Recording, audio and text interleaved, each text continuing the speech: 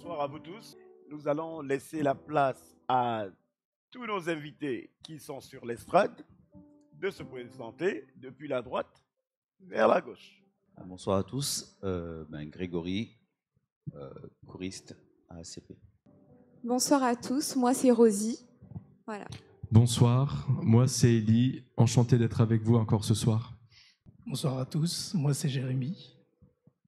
Bonsoir, moi c'est Nathan. Voilà, bienvenue à vous tous. Nous allons continuer sur notre sujet qui est l'affection. Nous avons parlé sur le sujet de l'affection et l'ère numérique. Et nous aurons un temps d'aller en profondeur, de parler par rapport aux effets que l'appareil, notre appareil que nous détenons, amène dans notre vie.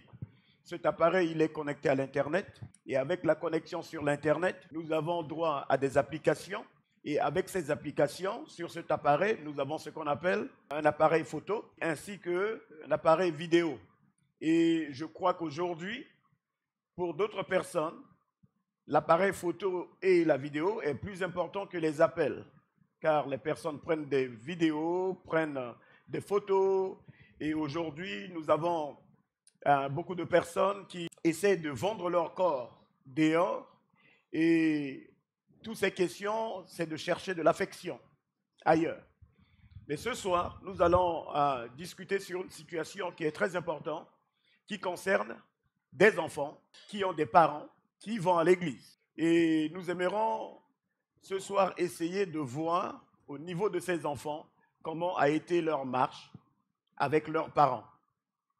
Quelle influence spirituelle les parents leur ont apportée et quelle influence spirituelle les enfants également ont apporté aux parents, ou comment eux, ils ont vu leur marche avec leurs parents.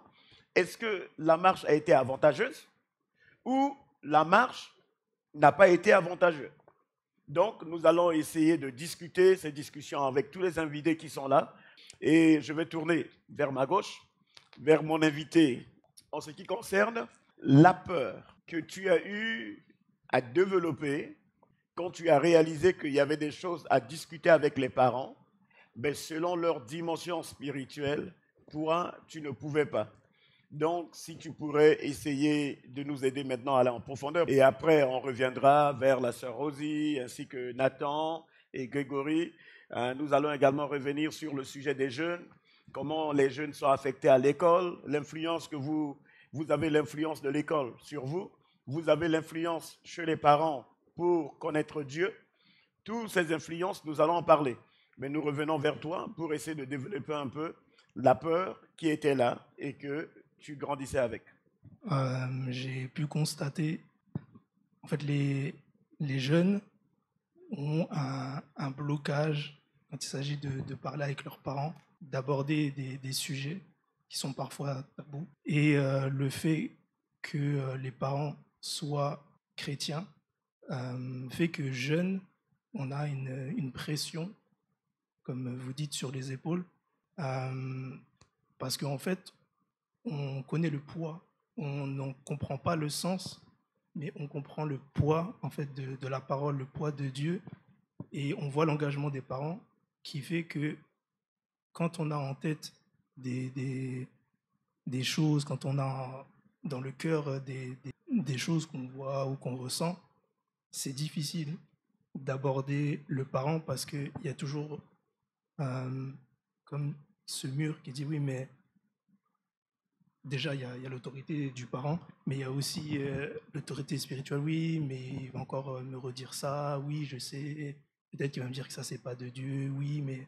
Enfin, des phrases qu'on anticipe, peut-être. Et donc, vous essayez de parler à la place des parents. C'est ça, c'est ça. Enfant, on se dit, bon, je vais pas dire ça parce que ça, on sait que c'est tabou. Je vais pas dire ça parce que ça, je sais, on anticipe un peu la réponse. Ou bien même, je sais que là, je vais me faire disputer ou frapper ou... Et c'est une pression qui fait que on garde en soi des choses et on grandit avec. Parfois, on n'en parle pas ou parfois, on en parle aux mauvaises personnes. Il y a l'image que les parents ont à l'église et il y a l'image que les parents ont à la maison. Pour vous, les enfants, quelle image donnez-vous à vos parents quand vous les voyez à l'église et à la maison? J'ai grandi avec ma mère. L'image qu'elle donne à l'église, c'est l'image qu'elle montre à la maison. Mais en même temps, c'est ça la pression, c'est de se dire, de voir le niveau de sa maman et de se dire, je ne peux pas aborder ça. D'accord. Selon toi? C'est vrai qu'on était à l'église, on a une image des parents qui sont très droits, sauf qu'on n'a pas ce côté strict qu'on pourrait avoir quand on est à la maison. Donc après oui, quand on est à l'église, on prend l'habitude de faire tout ce qu'on attend de nous. Donc je pense qu'on développe presque une double personnalité, puisqu'on sait très bien que on veut pas faire... déjà, on veut pas de réprimande par ses parents. On veut pas non plus faire honte aux parents, puisque certaines fois, on entend les adultes parler entre eux, disant ouais, tel enfant fait ceci, se comporte comme ceci, cela. Donc on essaye d'apparaître au mieux devant tout le monde. Et après, on développe les mêmes comportements à la maison, c'est-à-dire que quand les parents sont là, on essaye de tout faire pour apparaître au mieux devant leurs yeux. Et dès qu'ils sont plus là, après, on a notre caractère à nous qui peut avoir tendance à ressortir. Je vais revenir sur le point double personnalité, parce que c'est le point très foudroyant qu'on va essayer de discuter, parce que c'est pourquoi je vous ai posé la question par rapport à l'image des parents à l'église et à l'image des parents à la maison. Mais je laisse d'abord les autres donner leur réponse avant que nous puissions continuer. Vas-y, Grégory. Je rejoins mes frères. C'est vrai quand on est enfant de chrétien, et encore plus, je veux dire, des enfants de personnes qui sont bien vues à l'église, ça rajoute une pression où on doit vraiment, on doit se tenir à KO. Alors, essaie de nous amener à bien comprendre. On parlait de l'image des parents à l'église et l'image des parents à la maison. Là, maintenant, tu nous dis bien vu. Tu peux essayer de nous détailler qu'est-ce qui veut dire bien vu? Les parents sont très bien perçus à l'église. Il y a le reflet de ce qu'ils montrent à l'extérieur. Donc, ils sont, je veux dire, c'est des gens qui servent, qui aident, qui sont là, qui soutiennent, qui répondent aux attentes de l'église. Et nous, en tant qu'enfants, on est enfants de ces personnes-là. Et de ce fait, la perception que j'ai, c'est que j'ai pas droit à l'erreur. Étant donné que je suis enfant de monsieur, de madame, Donc, sans te couper, donc si je comprends bien, du moment que quelqu'un il est bien vu à l'église, vous les enfants, vous devez adapter un comportement au niveau du bien vu. C'est ça. Et ça vient de quel verset? Il n'y en a pas. D'accord, il n'y en a pas. Ok. Dans ma tête, c'est pas marqué nulle part, mais dans ma tête, il faut être bien. Peut-être la question que je pose aujourd'hui, tu pourrais me dire, ce n'est pas écrit dans la Bible, mais est-ce qu'à un moment où vous parlez de bien vu, est-ce que toi, quelque part, tu t'es dit, c'est écrit dans la Bible, ce qu'eux, ils sont en train de faire. Donc, je dois faire comme eux. Parce que tu n'avais pas la connaissance que toi, tu as aujourd'hui. Le modèle que j'avais, c'était mes parents. OK. Et tant qu'enfant, pour moi, je dois reproduire le modèle. D'accord. OK. Nous allons revenir. Ça, il a bien utilisé le mot double identité. Toi, tu as quelque chose par rapport à ça? Étant enfant, j'avais cette image où, par exemple, un dimanche matin, mes parents pouvaient se disputer ou faire la tête. Donc, avoir le visage fermé. Dans la voiture, c'était un silence complet. Et arriver à l'église, c'était un visage souriant. Et quand l'église était finie, on revenait à la maison, c'était chacun de son côté. Donc, moi, enfant, j'avais cette image-là. Je me dis, à la maison, mes parents se font la tête. Et quand ils viennent à l'église, c'est en suspens. On met la dispute ou on met cette colère, on la met dans la bulle et en sortant de l'église, on la reprend. Donc moi, j'ai grandi avec cette image-là. Je me suis dit, ok, Élie, s'il y a un truc qui va pas à la maison, je peux faire la tête. Une fois que je serai à l'église, je mets ça de côté entre parenthèses. Je serai souriant quand je rentrerai à la maison. Je reprendrai mon état. D'accord, ok. Tu as parlé de bien vu, l'image de l'église et l'image de la maison. Point simple. Qu'en pensez-vous de la vie de prière de vos parents? Image de l'église, image de la maison. Dites-nous leur vie de prière. je peux encore dire la même chose. C'est la même chose à l'église qu'à la maison. Et j'avoue que ça a été une pression. En fait, ça a été comme je vous dis encore, je répète, ça a été un mur parce que je me suis vu pas du tout au niveau. Et du fait de me voir en dessous, je dis, mais je peux pas aborder des sujets, je peux pas. Vas-y. Sur la vie de prière, c'est vrai que aussi loin que je me souvienne, c'était pour mes parents, c'était la même à l'église et à la maison. Donc ils prient régulièrement, ils nous ont toujours encouragés, même à prier avec eux. Quand j'étais encore chez mes parents, avant de tourner le dos à l'église, et à l'heure d'aujourd'hui, ils ont encore des temps de prière avec les enfants. Après, eux prient de leur côté. Donc non, sur leur vie de prière, ils ont... À quel moment as-tu tourné ton dos à l'église? Est-ce que tu essayais de leur montrer que j'étais dans ce que vous faites, mais tu avais déjà tourné ton dos? Bah, le problème, c'est que ayant grandi avec des parents qui allaient à l'église, je sais même pas si est-ce que j'ai vraiment tourné mon dos à l'église ou est-ce que juste je l'ai montré qu'au final j'y étais pas, puisque bah, du coup je vais reprendre ce que Jérémy disait, j'allais à l'église mais sans que ma tête y soit vraiment. Alors peut-être que quand j'étais plus jeune et j'aimais y aller et tout ça, enfin le souvenir que j'ai, c'est que je me rappelle me réveiller le matin en me disant oh, c'est pénible, j'ai pas envie. Et après, une fois que j'étais à l'église, peut-être que c'était aussi pour bien se montrer. Mais je sais que j'essayais de chanter plus haut que les autres, de montrer que Donc tu j'avais de essayais de chanter l'entrain. pour montrer que je suis le fils de Voilà. tel. Je faisais des prier tout haut devant tout le monde quand j'étais tout jeune. Et après, on appréciait quand les adultes disaient ah, vous voyez, les jeunes là, ils prient bien, tout ça. C'est Et l'enfant de tel. aussi. Et donc, c'est vrai que je le disais tout à l'heure, c'est une double personnalité, puisque quand j'étais à l'église, j'étais comme ça. Mais Et quand tu rentres à la maison? s'il était pas, ça se trouve, même en étant à l'église, même avant même de rentrer à la maison, en fait, dès que j'étais pas en train de prier ou de chanter, je pensais peut-être au jeu auquel j'allais jouer en rentrant ou à autre chose carrément. Déjà quand le pasteur y prêchait, déjà On ça prenait écoutait, du temps.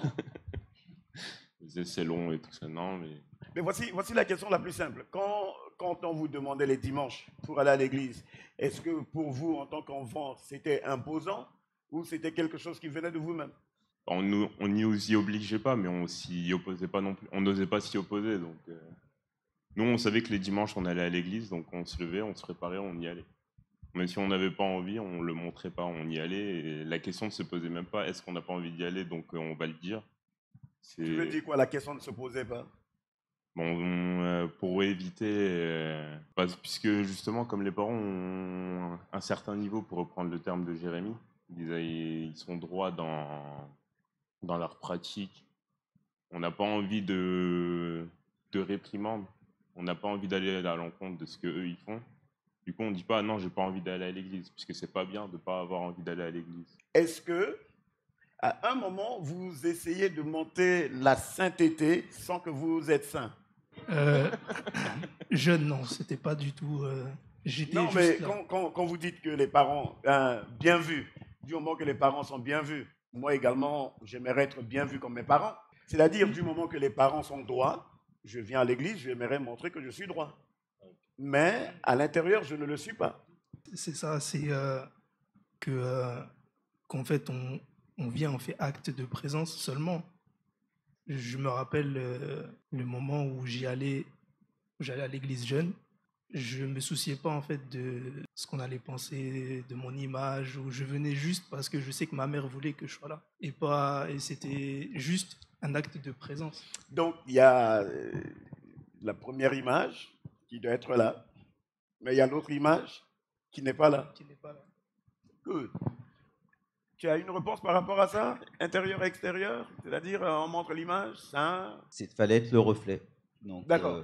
Alors, de là, c'est là où développe ce qu'on appelle fausse humilité. Donc, depuis votre jeune âge, vous avez développé ce qu'on appelle fausse humilité. C'est de là l'orgueil également de se montrer enfant de tel. Mais nous sommes enfants de Dieu. Parce que là, moi, je ne parle pas de Dieu. J'ai dit image de la maison et de l'église. Je ne parle même pas de vie spirituelle.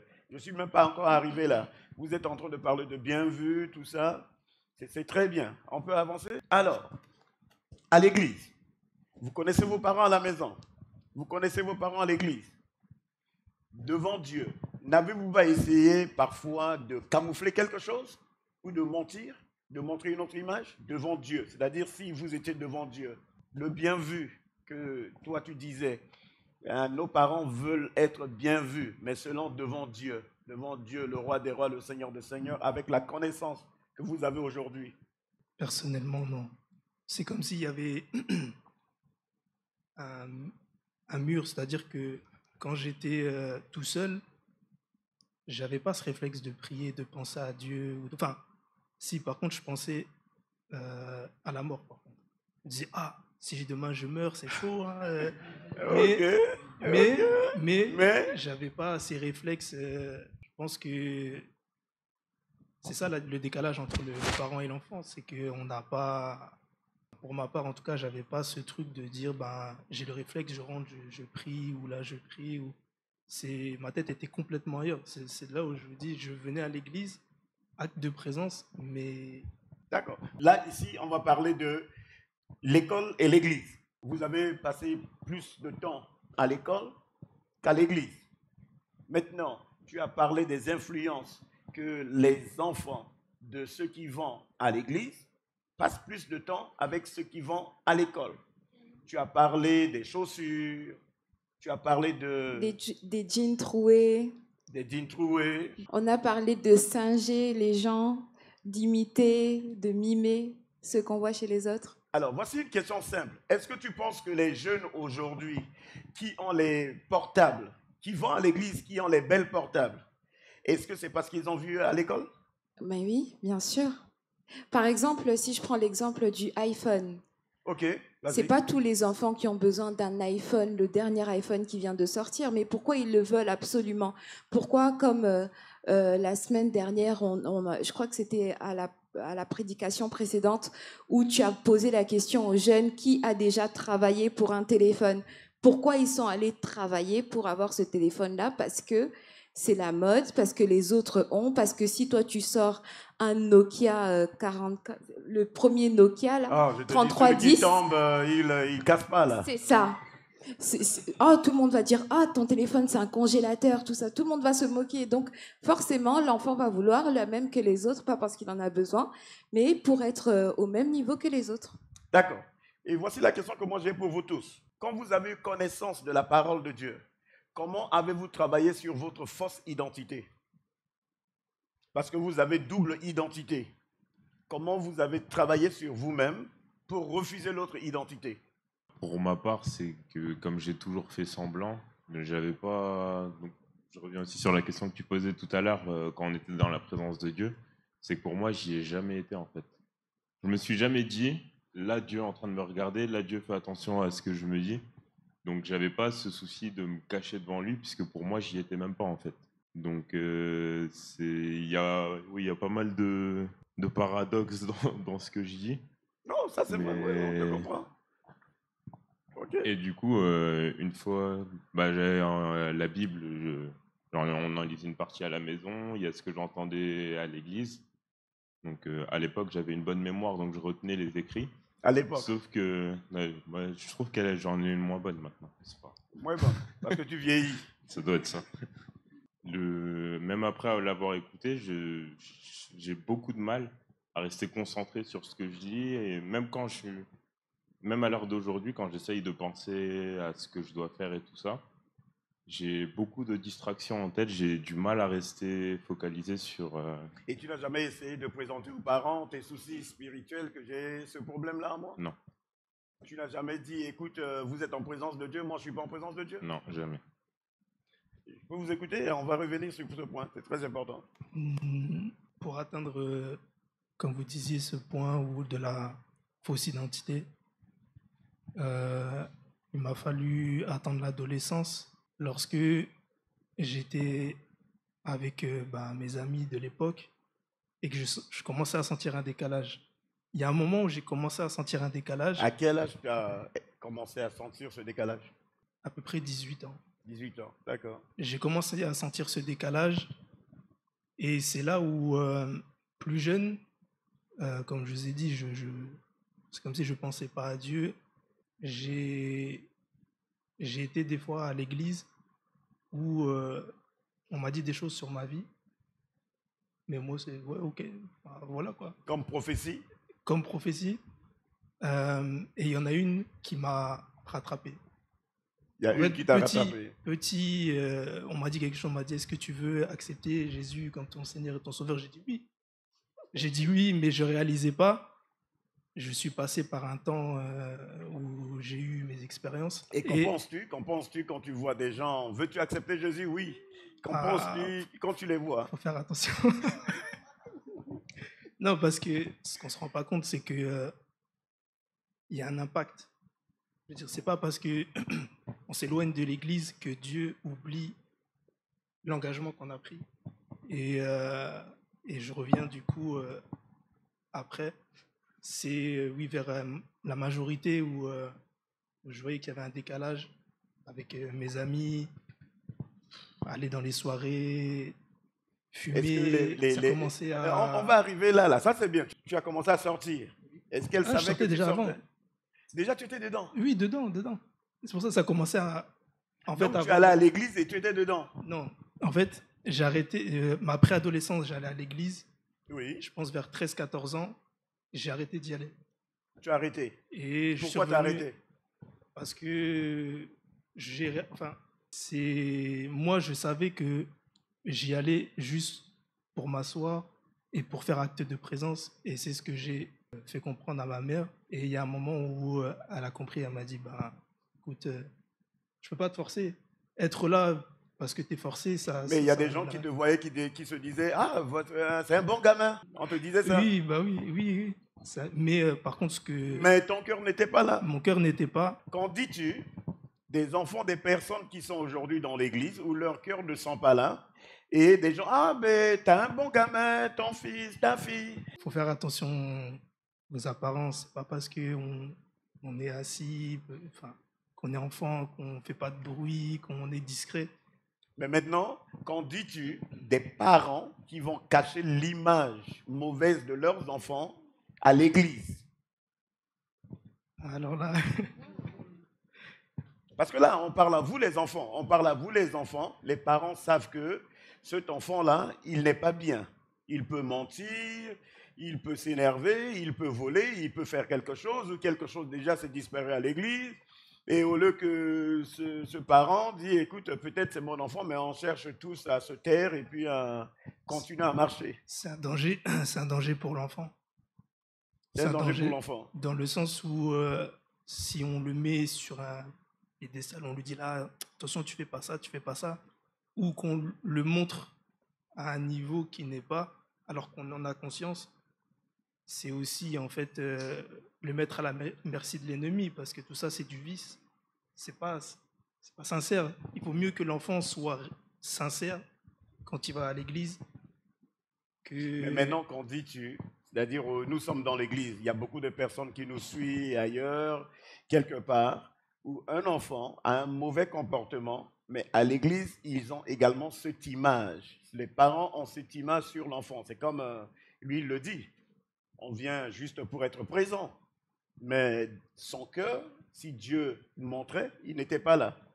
Qu'en dites-vous aujourd'hui à ces parents qui essaient de garder leurs enfants sous l'emprise de démons?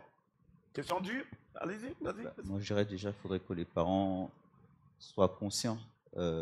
Ils savent, mais qu'ils décident, qu'ils acceptent de l'état de l'enfant, en gros, et de mettre l'enfant, de prendre l'enfant et de discuter avec l'enfant, de lui dire, voilà ton état, et on essaie d'avancer avec toi. La difficulté, c'est que laisser quelqu'un dans l'erreur ne va qu'accentuer l'erreur de l'enfant. Et ça va mettre une double frustration, puisque l'enfant va vouloir, on parlait d'image au départ, il va se tenir à KO, entre guillemets, dans l'église, puisque voilà, à l'église, il faut être bien, mais à l'extérieur, c'est les dégâts qui se produisent. Et on va finir par faire, j'ai envie de dire, le comportement qu'on va avoir à l'extérieur sera très camouflé. Quand on va arriver même à la maison, on osera, même en tant qu'enfant, vu que nos parents n'auront jamais pris le temps de discuter avec nous, n'auront jamais pris le temps de nous dire, voilà, voici ce qu'on détecte chez toi, est-ce qu'on peut en parler? tant qu'il n'y a pas cette discussion et cette ouverture, on va déjà, nous, en tant qu'enfants, développer quelque chose à l'extérieur. Et on va avoir une triple identité, puisque pour moi, on va avoir... On parle de double, tu parles de triple. On aura une à l'extérieur, une à la maison, pour moi, et une à l'église. Ok, Parce que on va en venir, d'accord. Alors, très bien, on parle tous de l'affection.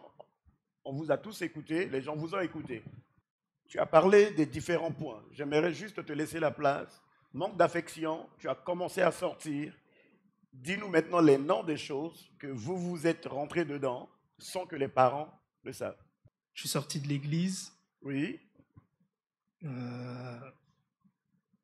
J'ai commencé à connaître les filles. Les filles. L'alcool. L'alcool. La drogue. L'alcool, la drogue. Les sorties, les soirées. Les mensonges, c'était de plus en plus... Du coup, il faut cacher tout ça. Donc, au début, quand on est jeune, on cache... Si tu peux ouvrir une parenthèse, explique-nous le mensonge. Dis-nous quelque chose vraiment, un mensonge que tu as amené à tes parents. Et tu les as convaincus. J'en ai pas en tête.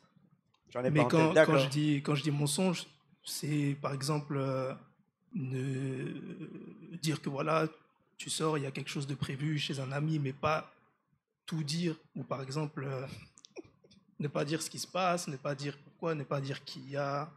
Ou alors, ça m'est arrivé aussi de rentrer alcoolisé, drogué. Et alcoolisé. De me cacher, parce que ça se voit en fait, ça se voit, les yeux ça se voit, et de baisser la tête, de vite aller dans la chambre. Et mais comment tu arrivais, comment tu commençais à réfléchir? Ça va vite. Ça va vite. Ça, c'est pas le problème. Non. Non, faut être sincère. Le problème, c'est pas forcément mais trouver la solution. Maintenant, là, tu as des parents, leurs enfants sont sous l'influence de l'alcool, de la drogue, et les enfants sont à l'église, peut-être travaillant à l'église sans que les parents disent, et ils couvrent les enfants. Ça va aider l'église à avancer? Non, mais vraiment, j'encourage les parents à parler de ça avant que ça se produise. Parce qu'une fois que l'enfant est tenté, c'est déjà trop tard. En fait, c'est d'avoir un pas d'avance face à l'ennemi et de se dire, je sais que mon enfant, mais par exemple, il va rentrer en collège. Tu es devant un parent qui te dit, tu n'es pas encore père. Moi, j'aime mes enfants. C'est des hypothèses, hein? Non, c'est difficile parce que je le suis pas, mais j'ai été enfant, j'ai caché des choses et je sais que le danger, c'est de pas prévenir l'enfant, de pas parler avec l'enfant avant que ça se produise. Lui dire, tu vois, on va te dire que l'alcool, la drogue, oui, c'est rien, oui, mais... Mais est-ce que vous avez eu des discussions à la maison sur l'alcool et la drogue? Non, avec... oui, mais une fois que je l'ai dit. Donc c'est trop tard, puisque je le cachais. Donc en fait, quand je l'ai avoué, on en a parlé. Est-ce que tu trouvais de l'affection dans l'alcool et la drogue? C'était pour moi une façon d'être, je vais dire, normal, entre guillemets. Non. Non, mais dans le sens où... Attendez, pas normal. Non, mais dans le sens où, quand les amis sont dans ça, quand on est dans ce cercle amical, on n'a pas envie d'être celui qui est à l'écart. Non. Et en fait, on se sent bien avec eux. On se dit, eux, ils peuvent me comprendre puisqu'on vit la même chose, on fait la même chose. D'accord, on va aller vers Rosie là-bas parce qu'elle va nous amener. Tu comprends bien ce qu'il est en train de dire? Vas-y voir, vas-y. Bien sûr. Ok, vas-y. Là, il a parlé de drogue, d'alcool. Ça, je comprends, oui, je comprends très bien. Tout à l'heure, juste avant de répondre, j'ai juste une question. Pour les deux qui ont parlé de la réaction des parents qui savent ce qui se passe dans la vie de leurs enfants, mais qui choisissent de ne rien dire. Alors, est-ce que c'est un déni choisi? Est-ce que le parent, c'est une question, hein, est-ce que le parent se dit, si je regarde le problème de mon enfant en face, c'est quelque part comme si moi j'avais échoué en tant que parent? Est-ce que c'est peut-être ça la peur des parents, de ne pas affronter la chose parce qu'ils se disent qu'ils ont peut-être échoué? C'est une question. On parle de l'Église. du moment que les enfants qui à l'église, c'est des enfants de Dieu. C'est mes enfants à la maison, mais c'est les enfants de Dieu. Parce que il faut que j'épargne mes enfants des démons. Tu peux les épargner des hommes, mais tu ne pourrais jamais les épargner des démons et du livre de vie. Donc, quand il y a une situation, il y a un avocat qui doit défendre mon fils ou ma fille, mais il ne faut pas jouer l'avocat à la place de l'avocat des avocats. C'est ça. Donc, du coup, je vais répondre à la question. Je vais reprendre un peu ce qu'a dit Jérémy. Les techniques, on les trouve très vite. C'est automatique. Comment vous trouvez les techniques? Comment vous trouvez? C'est là où comment vous trouvez les techniques de rentrer dans la maison, de vous cacher? Ok. Par exemple, j'ai une anecdote d'un jour où j'avais fumé avec des amis. Donc, ce n'était pas juste de la cigarette, hein, pour préciser. Et moi, je ne supportais pas ça. Je ne supportais pas la drogue. Mais il fallait que je le fasse puisque tout le monde le faisait. Donc, j'ai fumé. Et malheureusement pour moi, ce jour-là, il y a eu une inondation à la maison. C'est-à-dire que je suis arrivée, il y avait des pompiers et tout ça. Et comme Jérémy dit, quand on fait ce genre de choses, les yeux rouges, ça se voit tout de suite. Ton père, ta mère va capter tout de suite que tu es dans un état second. Normalement, je courais vite dans la chambre, mais là, ce n'était pas possible parce que toutes les lumières de la maison étaient allumées. Il y avait des pompiers partout. Dès que je suis entrée comme ça, j'avais la tête qui tournait dans... J'étais pas moi-même. J'arrive, il y a de l'eau partout. Alors là, il y a une seconde où je me demande, est-ce que ce que je vois là, c'est réel ? Ou est-ce que c'est moi qui est dans mon truc et c'est ça que... Et là, le pompier arrive devant moi comme ça. Il voit mes yeux. Je pense que le pompier a compris. Il a dit, va dormir. Directement, va dans la chambre, va dormir. Rapidement, j'ai tracé pour que mes parents n'aient pas à voir mon état et je me suis mis en dessous de la couette en me disant Rosie dors, ça va passer, Rosie dors, ça va passer, parce qu'il fallait vraiment pas que mes parents arrivent et qu'ils comprennent ce qui s'était passé, que j'étais droguée. Je vais revenir sur le point de l'alcool. Quand vous prenez l'alcool, il y a ce 360 degrés qui se passe dans la tête. Parce que vous voulez les ressembler. Et ces personnes vont boire à fond. Comment vous arrivez à vous tenir, à vous garder dans... Alors là, se tenir, c'est rien.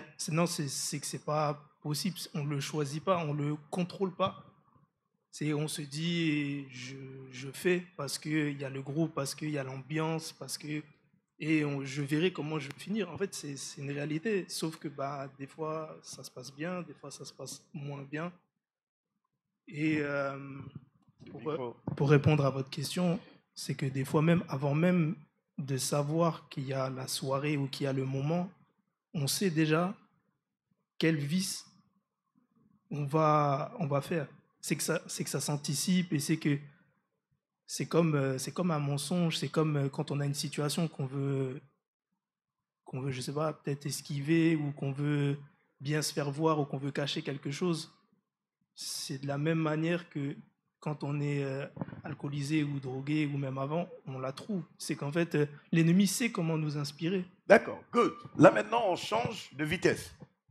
Vous avez parlé de la drogue, de l'alcool. On va maintenant rentrer dans la sexualité.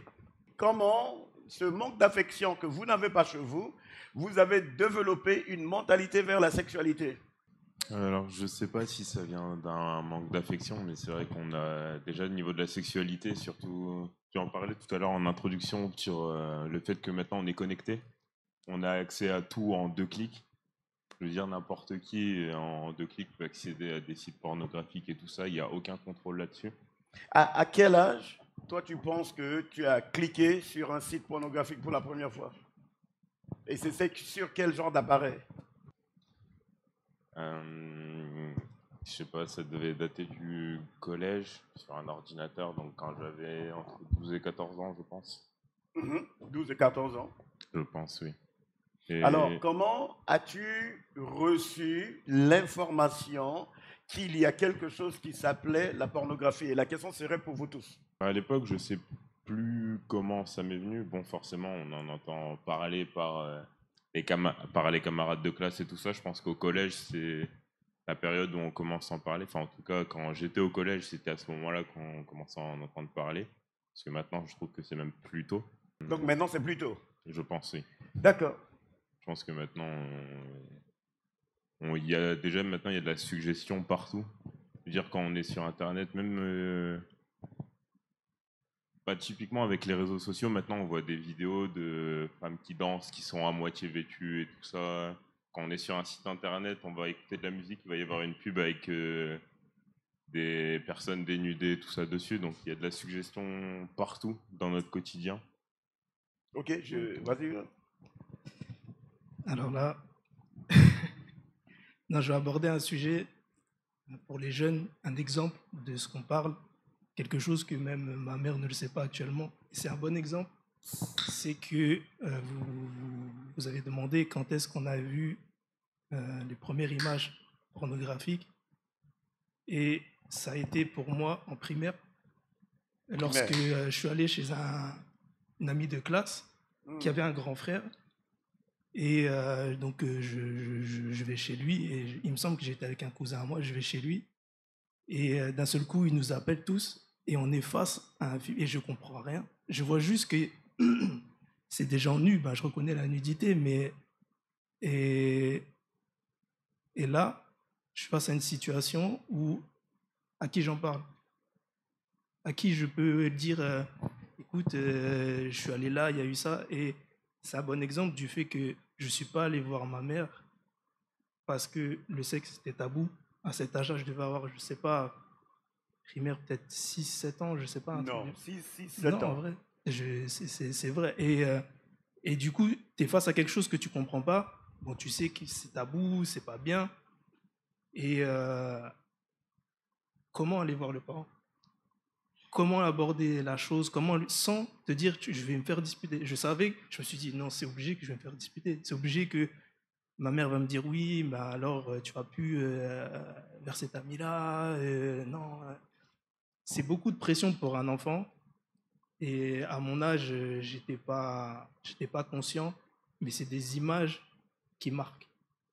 Et en fait, l'image, elle est là. Et tu as commencé à aller à l'église à quel âge finalement? Si loin que je me connais, enfin que je.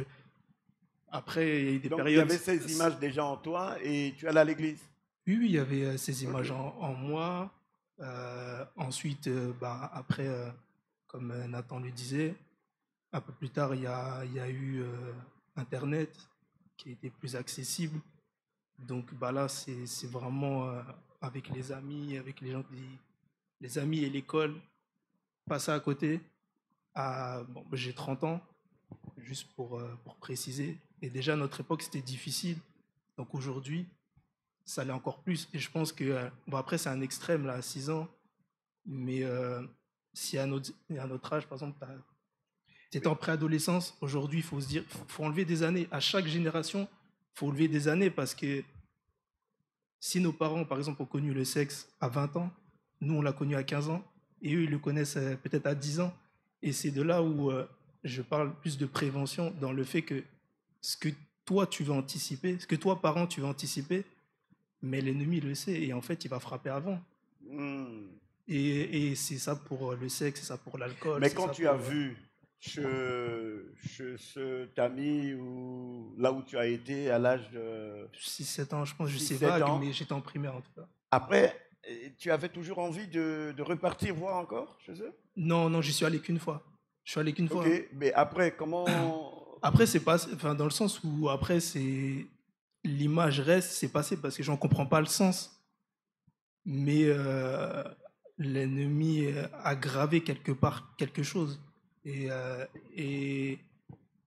ça revient. Ça revient dans le sens où dès qu'il y a eu Internet, bah, et qu'il y a eu l'influence des amis, j'ai eu le rappel de ces images. Et je me suis dit, ah, je me rappelle de ça. Donc comme le cerveau enregistre, bah, c'est plus facile d'aller parce qu'on a déjà vu que quelqu'un qui ne sait pas et qui a peur de ce qu'il va D'accord. voir. On est vers vous? Vas-y. Alors, moi, je me rappelle la première conversation, c'était au lycée, je vais être en seconde, donc 15-16 ans. On était à table avec des camarades de classe qui parlait de pornographie, disant voilà, ben, c'était bien pour regarder au moins une fois dans sa vie. Et ben, par curiosité, ben, en rentrant, je me rappelle, quand je fais fin du collège, j'ai eu mon ordinateur. Donc ben, c'était dans la chambre, quoi. Donc la curiosité a commencé à regarder, mais voilà. Et c'était de se dire, waouh, qu'est-ce que c'est, quoi. Donc on y va, on regarde, et après on tombe dans le piège. Concrètement, ça nous aspire en gros. On se dit, il faut qu'on arrête, puisque pour ma part, on a quand même conscience. Ben, Quand tu dis on arrête, c'est-à-dire, qu'est-ce que tu aimerais dire par là? Ben, quand on regarde, on se dit, c'est pas bien. Concrètement, premier réflexe, c'est pas bien. Donc, il faut que j'arrête. Donc, on va essayer d'arrêter, sauf que ça nous rattrape. Et ça a le même effet qu'une drogue. On va se dire, un jour, on arrête. Le lendemain, l'image va revenir. Et c'est comme si on va se sentir encore, allez, ben, je prends quelques secondes, je vais regarder. Et puis, ça revient d'une seconde. D'une seconde, ça se transporte à une demi-heure. D'une demi-heure, ça se transforme en 1 heure. Maintenant, on a parlé de l'image. Les parents étaient bien vus à l'église. Ouais. Moi, l'enfant, je dois également montrer que je suis un bon gamin. Mais maintenant, le gamin est en train de se détruire en privé. Ouais. Tu n'as jamais essayé de chercher l'aide? Ben, je ne pouvais pas. Pour moi, pour moi, ce n'était pas un sujet que je pouvais aborder que je ne pouvais pas aborder avec mes parents. Ça, ce n'était pas concevable. D'accord. De dire, bah, écoutez, voici ce qui m'arrive. Parce qu'on se dit, ben, à la limite, on va se faire corriger durement. Pour moi, je n'ai pas ressenti l'ouverture de se dire, ben, voici, je viens vous dire dans quoi je suis en gros. Fallait que, ben, même, on n'a pas envie de décevoir. Moi, ça a été un grand combat, c'est de dire, faut pas que je déçoive. Si on vient avouer à nos parents une situation compliquée, ben, c'est les décevoir d'une certaine manière. Et c'est aussi de pas, en gros, c'est détruire l'image dans ma tête, l'image du bon fils ou du fils, voilà quoi. C'est mon fils est dans ça en gros. Pourquoi lui? Et donc du coup, c'est difficile. C'est que je ne comprends pas encore l'image du bon fils. Il faut que tu m'amènes dans la mentalité de l'image du bon fils. C'est-à-dire si les... Vas-y. Nos parents nous donnent une éducation. Ok. Il faut faire ci, il faut faire ça, il ne faut pas faire ci, il ne faut pas faire ça. D'accord. Et si on vient à dévier d'une des règles qu'ils nous ont données, okay, nos parents nous disent, ben, tu me déçois en gros. Okay. Et quand un parent, alors pour moi, si mes parents me disent, tu me déçois, c'est une grande déception. C'est limite ressenti comme je ne t'aime pas. D'accord. Et quand je vois que je tombe dans une situation telle qu'elle, ben pour moi, c'est comme si je veux dire, voilà, quoi, je vais vraiment les décevoir. Donc, si je comprends bien, il y a des enfants actuellement dehors là-bas qui ne veulent pas ouvrir leur cœur ou être droit avec leurs parents parce que ce serait une déception. C'est ça. Et ils sont en train de détruire leur vie. C'est ça. Et le diable est en train de les garder en prison. Ben, le diable en profite au maximum. Et il vient rajouter en plus dans la tête, il y a une pression qui se met. Hein. C'est regarde ce que tu as fait en gros. On a déjà, on faute, mais c'est une fois qu'on s'est arrêté, je prends pour mon cas, à la fin je me sens mal. Je dis, qu'est-ce que tu as fait en gros? Et c'est vraiment là on s'enferme. Les parents peuvent ne pas comprendre, mais on s'enferme et on se dit waouh, surtout pas quoi, faut pas que ça sache qu'est-ce que j'ai fait. Nous on finit même par ne pas s'aimer soi-même et ne pas aller, on peut pas, on se trouve comme enfermé parce que on se dit voilà, on peut pas aller vers les parents, leur dire aidez-moi, aide-moi. On peut pas, on se sent mal. D'accord. Donc, si je comprends bien, je dois garder l'image. C'est le bon fils. Je suis le meilleur. C'est ça. Et tes parents parlent de toi aux autres parents. Oui. Là, c'est notre fils. Il est le meilleur. Et en lui, là-bas, il y a un grand trou. Il y a un grand trou. Mais comment tu te sens dans ces deux cas? entre la présentation que les parents ont pour l'enfant ne veut pas les décevoir et l'enfant est en danger et il ne cherche pas d'aide. Et vous allez à l'église. Il y a un grand fossé. C'est un jeu, c'est de l'équilibriste. Hein, donc, Ok, on va revenir. Vous avez quelque chose? Vraiment, je suis très surprise d'entendre les témoignages des frères parce que je me suis toujours posé la question si pour les filles et les garçons, ça se passait de la même manière et je constate que oui. Parce que moi, ça s'est un peu passé comme Jérémy. C'est-à-dire que j'étais chez des cousins beaucoup plus âgés que moi, enfin beaucoup plus âgés, qui avaient quand même quelques années de plus que moi. Et ils avaient mis ça sur l'ordinateur de leur grand-mère, en fait. L'ordinateur de mamie. Le pauvre ordinateur de mamie. La pauvre mamie. Vraiment. Seigneur, protège l'ordinateur des mamies et des papis. Vas-y. Qui était chrétienne en plus, il y avait des crucifix partout, enfin catholiques. C'était oui. Et donc. Quoi, c'est un CD, c'est une clé USB ou... Non, sur Internet. Sur l'Internet de mamie. Sur Internet de mamie, oui. Et donc, je devais avoir quoi, 10, 11 ans. Et ils mettent ça. Et moi, je comprenais rien du tout. J'étais mentalement, vraiment, j'étais pas précoce du tout. Je comprenais pas ces choses. Et comme a dit Jérémy, je n'ai rien compris à ce que j'ai vu. Mais l'image était tellement violente. Et pour moi qui avais des problèmes déjà avec mon corps, avec le fait de... Je supportais pas qu'on me touche ou quoi que ce soit. Et de voir ça, pour moi, c'était d'une extrême violence. Mais malheureusement, comme l'a dit Jérémy encore une fois, le cerveau se rappelle de ça. Il y a comme des flashbacks qui reviennent après. Alors, ce que j'ai fait, moi, c'est en rentrant à la maison, parce que c'était pendant des vacances que ça s'était passé. En rentrant à la maison, nous aussi, on avait un ordinateur familial. Et j'avais ces flashbacks qui revenaient tout le temps de ces images que j'avais vues et dont j'avais extrêmement peur. Et je me suis dit non, il faut que j'arrive à vaincre cette peur-là, il faut que j'arrive à regarder cette chose-là que j'avais vue en face. Donc je vais moi-même, cette fois-ci, sur l'ordinateur et je tape des mots-clés. Et ensuite, il y a ces films-là qui ressortent et ça me... Tu tapes quoi? Des mots-clés. C'est-à-dire? Je ne vais pas prononcer ça. D'accord. D'accord. Et donc C'était sur quoi? Sur portable? Non, sur l'ordinateur de la famille qui était dans la chambre de mes parents en plus. Cette fois-ci, maintenant, tu es dans la chambre de tes parents. C'est ça. Et sur l'ordinateur de tes parents. C'est ça. Et donc, je profitais quand les parents n'étaient pas là. Et j'allais taper et je regardais ces images qui me faisaient encore extrêmement peur. Et je me sentais mal quand je voyais ça. J'avais mal au ventre. Mais impossible d'arrêter. Impossible de détourner les yeux de cette chose que je voyais. Et donc, j'ai fait ça plusieurs fois. Mais heureusement pour moi, mes parents m'ont attrapé assez vite. Donc, Ah, ils t'ont attrapé. ouais. Parce que papa regardait souvent les historiques, comme on utilisait l'ordinateur. Il savait que les enfants utilisaient l'ordinateur. Normalement, c'était pour les devoirs, pour les conjugaisons. Il a découvert très vite que moi, c'était pas que les conjugaisons. Et... Oh, donc, tu allais faire les conjugaisons? Normalement. Normalement. Ok. C'était pour les conjugaisons.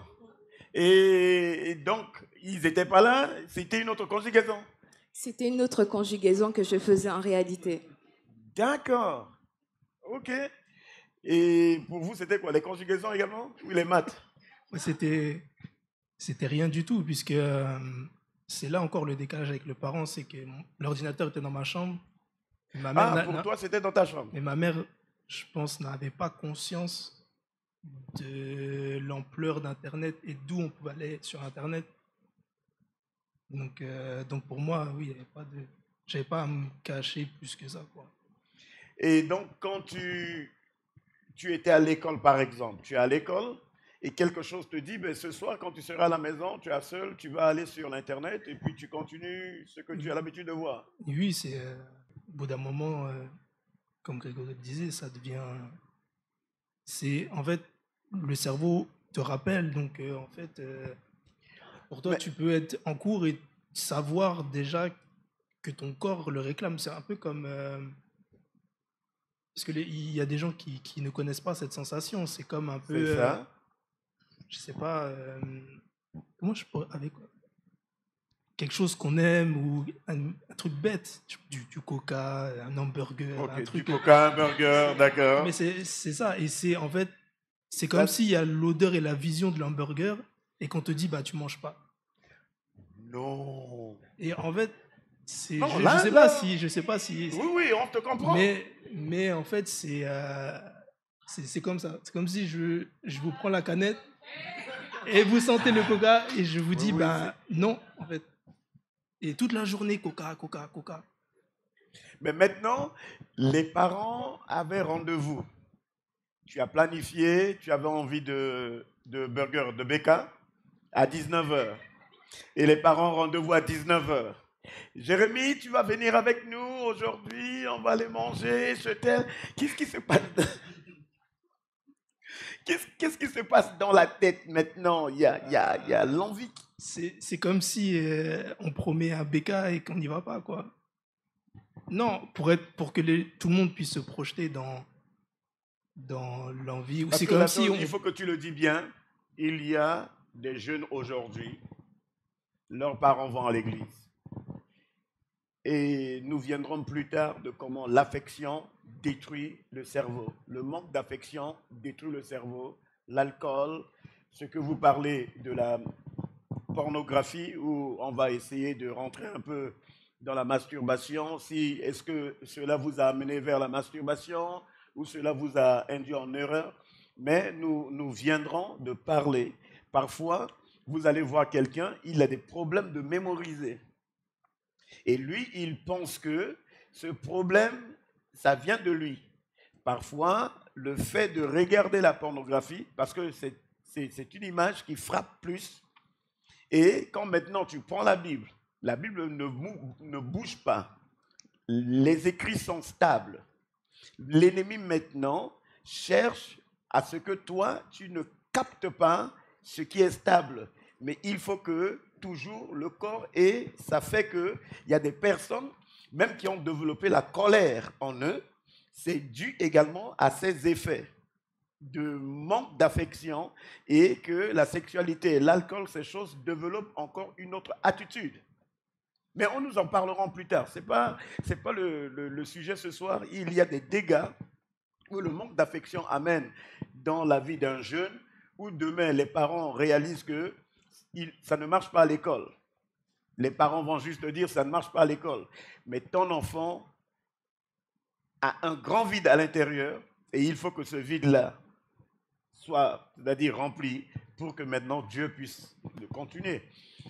Je suis d'accord avec vous dans le sens, ces images à l'école ou pas, c'est tellement fort et c'est comme une drogue qu'en fait, c'est tout le corps qui est toujours en travail et que partout où on va, comme vous dites, ça peut en fait limiter aussi le cerveau, tout ce qui est intellect, parce que c'est tellement fort émotionnellement et dans le cerveau que ça peut prendre une partie de la concentration, une partie de...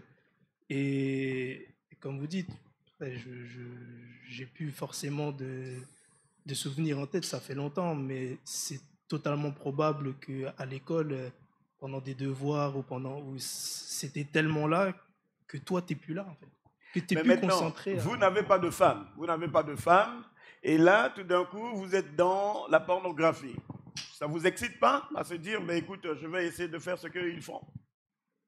Sentez-vous libre, vous qui êtes là-bas, si vous avez des réactions, vous avez des questions, vous avez vraiment vécu des choses dans votre vie, peut-être la pornographie, la masturbation, ces choses dérangent notre vie spirituelle.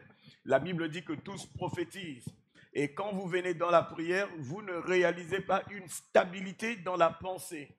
Ces choses doivent être dévoilées, guéries, pour que vous soyez libérés. Vous avez toujours ces problèmes. Vous entendez une autre personne dire « Ah, ben, j'écoute la voix de Dieu, je marche comme ça avec Dieu. » Il y a des choses dans la vie, par exemple la marche, les expériences sexuelles, qui parfois ont eu des chocs et des chocs et des chocs dans la vie. Ces choses traumatisantes sont là.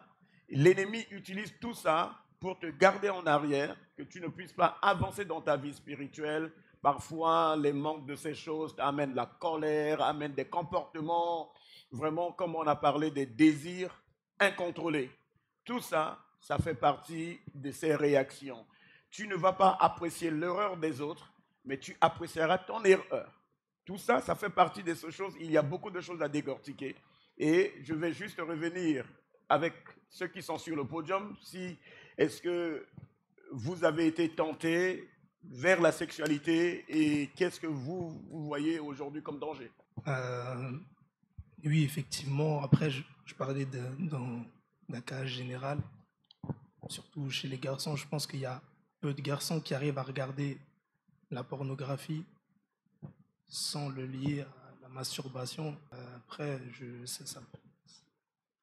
je donne juste mon avis. Et oui, en fait, c'est là où est le piège. C'est que tu peux regarder parce que tu tombes dessus sans faire exprès. Tu peux regarder. Et quand tu reviens, bah, en fait, le corps te rattrape ta curiosité. Et c'est une lutte. Sauf que, c'est qu'on ne peut pas lutter par nous-mêmes si on n'a pas l'esprit. Et comme on n'a pas l'esprit, ben, on ne peut pas lutter. Parce que c'est notre esprit. Oui, c'est tellement violent, ça prend tellement toute la chair. On appelle ça le pouvoir expulsif. Ça, c'est le pouvoir expulsif. C'est-à-dire, c'est un pouvoir qui se trouve dans un film dur que vous êtes en train de regarder. Et maintenant, il y a le pouvoir de Jésus-Christ de Nazareth qui dit « Je suis venu guérir ceux qui ont le cœur brisé pour détruire ce pouvoir ». Mais si quelqu'un ne fait pas attention que le pouvoir de Jésus n'a pas encore pris sa place, ce pouvoir-là restera toujours pour revendiquer son droit que quelqu'un lui a donné à son jeune âge. Parce que maintenant, tu vas croire au Seigneur, tu as regardé ça à 6 ans, maintenant tu crois au Seigneur à l'âge de 15 ans, cet esprit-là revendiquera toujours son droit. Mais il faut maintenant marcher avec Dieu d'une manière droite pour que maintenant lui dise « Moi, je pars ». Le corps répond à ce qu'on lui montre en gros. Si je lui montre une image dure, de toute manière, peu importe ce qu'on met en face du corps, il a une réaction. Et en face de la pornographie, automatiquement, ça va mettre en émoi tout notre corps. Et automatiquement, comme disait Jérémie, ben on finit par avoir la masturbation aussi qui va suivre, puisqu'on est des hommes, on est charnel et on va vouloir réagir. Notre corps va vouloir réagir par rapport à ce qu'on lui montre, parce que pour lui, voilà, c'est une image qui est forte, donc lui aussi va vouloir répondre à cette image. Et ça devient aussi une drogue. D'une certaine manière, on va en avoir besoin. On va développer une forme de dépendance. Et même, il parlait du coca, mais le coca, tu le bois et il agit dans ton corps.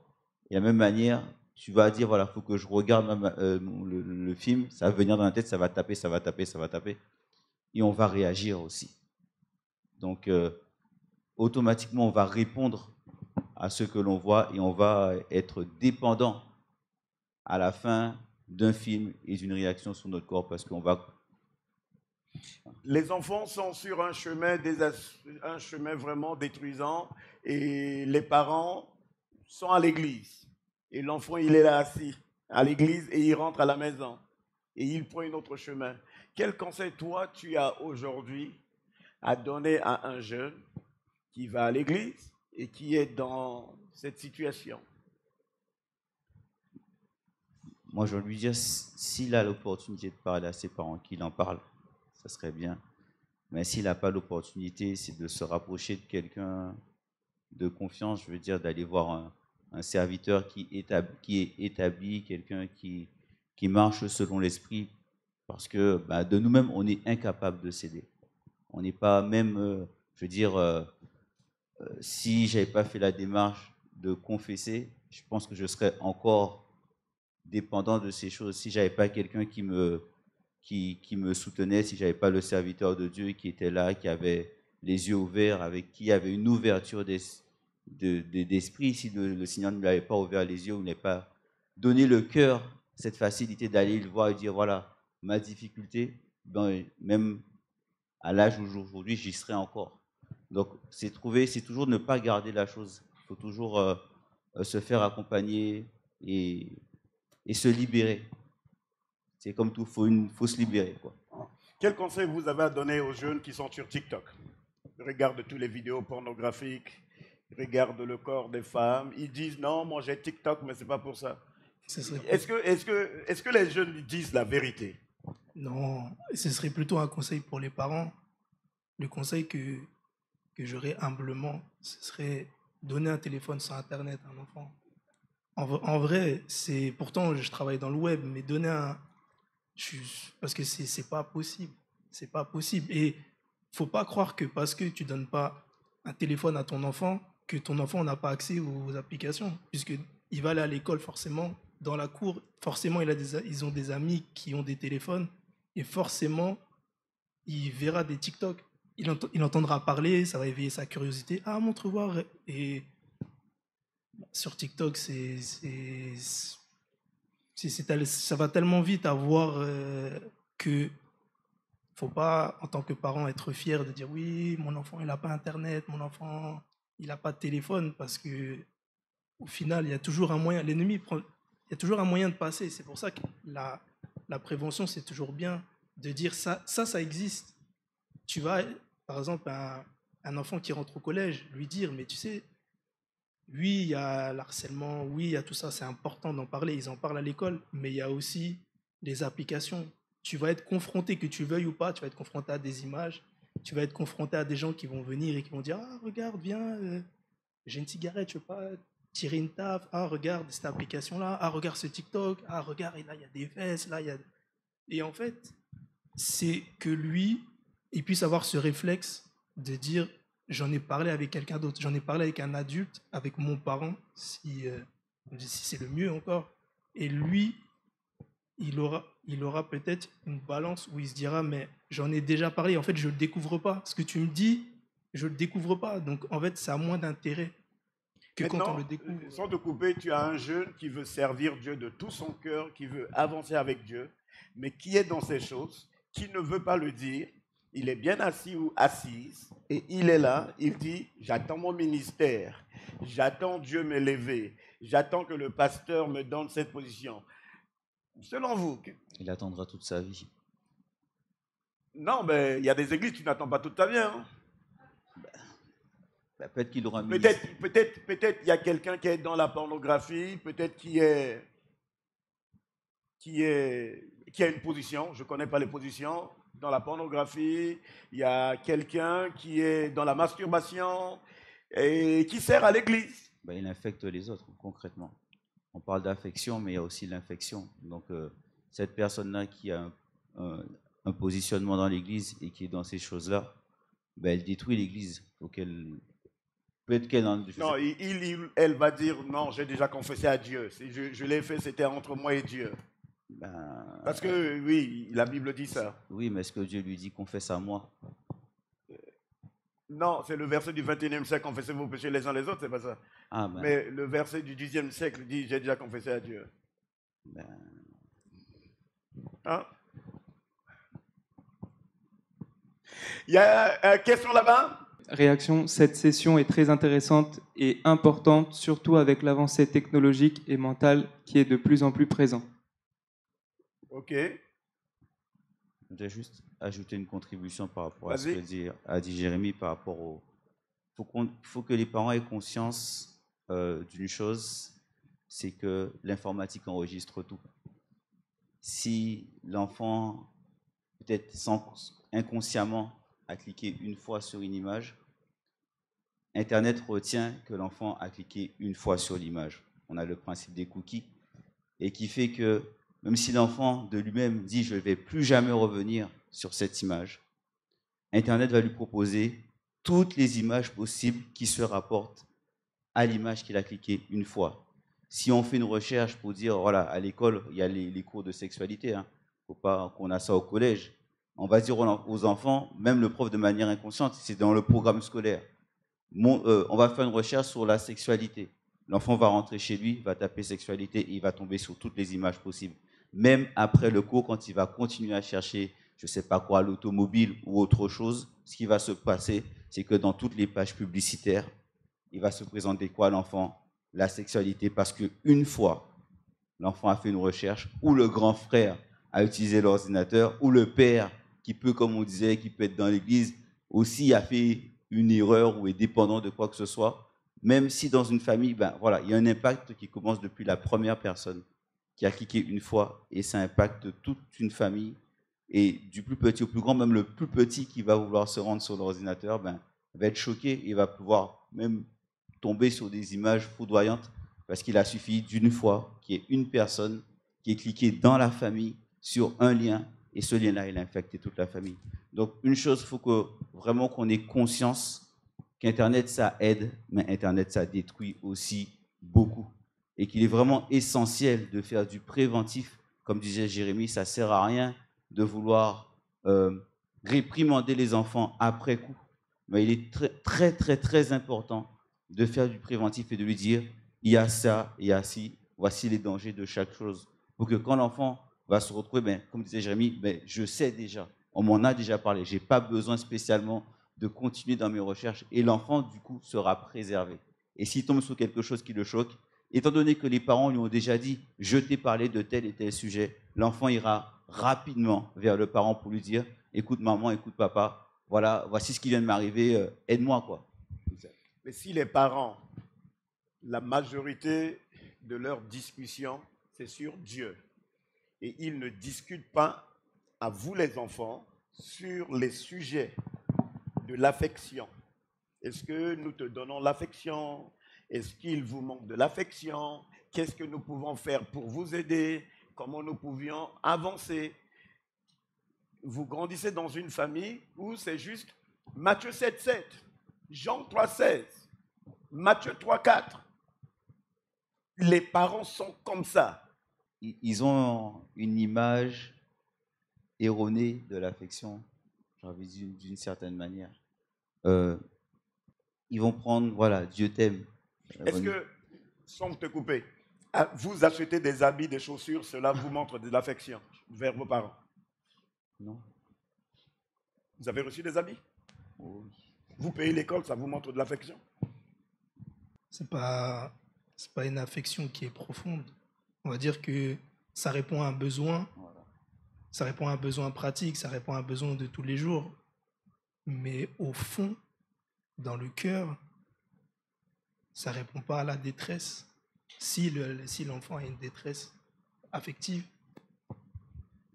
le fait de lui acheter quelque chose, ben, ça ne répond pas parce qu'il va se dire « Ah oui », je pense qu'il va avoir des réflexes parce qu'il est humain de se dire « Ah mais je pense que si mon parent m'achète ça, c'est qu'il m'aime ».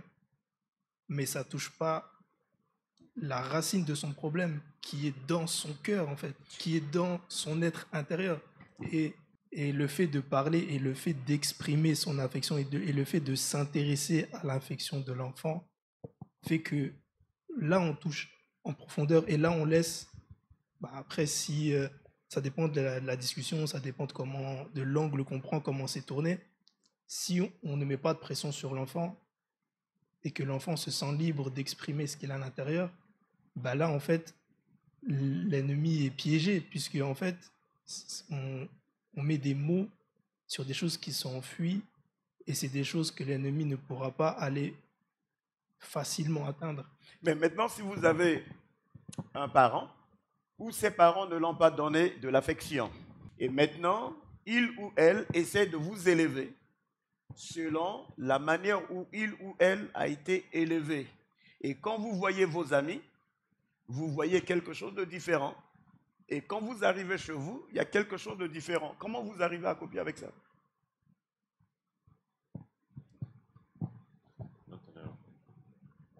Si je peux répondre à cette question, parce que j'ai vécu exactement ça, quand tu dis quand on regarde chez les amis, c'est différent, et quand on regarde chez soi, c'est totalement différent. Moi, par exemple, j'ai grandi avec des parents qui ont eux-mêmes manqué d'affection, en particulier mon père, qui a vraiment manqué de tellement d'affection. En fait, c'est maintenant que je suis adulte où je me rends compte, mais je sais même pas comment il fait pour tenir debout, comment il a fait même pour m'élever ou quoi que ce soit. Mais euh, ce qu'il a vécu, lui-même, il a reproduit avec moi. Je pense que ce n'était pas sa volonté. Je pense qu'il ne voulait pas faire ça. Mais parce qu'il a vécu ces choses-là avec ses parents, maladroitement, il a reproduit la même chose avec moi. Typiquement, par exemple, j'ai commencé à parler avec mon père à l'âge de 23 ans, 24 ans. Avant ça, il n'y avait pas de... C'est-à-dire que quand il venait dans le salon, comme tu dis souvent, quand il venait dans le salon, je savais qu'il fallait que je parte. Parce qu'il n'y avait même pas de contact, même visuel ou quoi que ce soit. C'était juste le monsieur qui habite à la maison. Mais père, je n'ai pas eu de père, non. Parce que lui-même a manqué d'affection. Lui-même n'en a pas eu du tout. Et c'est après, quand j'entendais les histoires de ma grand-mère, par exemple, une anecdote où ma grand-mère racontait ça fièrement en plus. Quand mon père est né, elle dormait sur le lit avec lui. Et comme elle avait vraiment pas envie d'avoir d'enfant et que c'était le premier, il dormait sur le petit nourrisson qui était mon père dormait sur le lit. Et pendant la nuit, comme son cerveau n'avait pas accepté le fait qu'elle avait un enfant, elle a juste senti quelque chose qui l'a gênée, elle a poussé avec le pied jusqu'à ce que l'enfant tombe au sol. Et c'est quand l'enfant a commencé à hurler qu'elle s'est dit « Ah oui, j'ai un bébé !» Il a grandi avec ça, donc forcément, lui-même n'ayant pas eu d'affection, comment il pouvait donner de l'affection à quelqu'un? Et moi-même, ça a été un sujet sur lequel j'ai longtemps eu peur. Je me disais, si ma grand-mère a fait vivre ça à mon père et que mon père inconsciemment me l'a fait vivre, qu'est-ce que moi je ferai demain avec des enfants? Wow.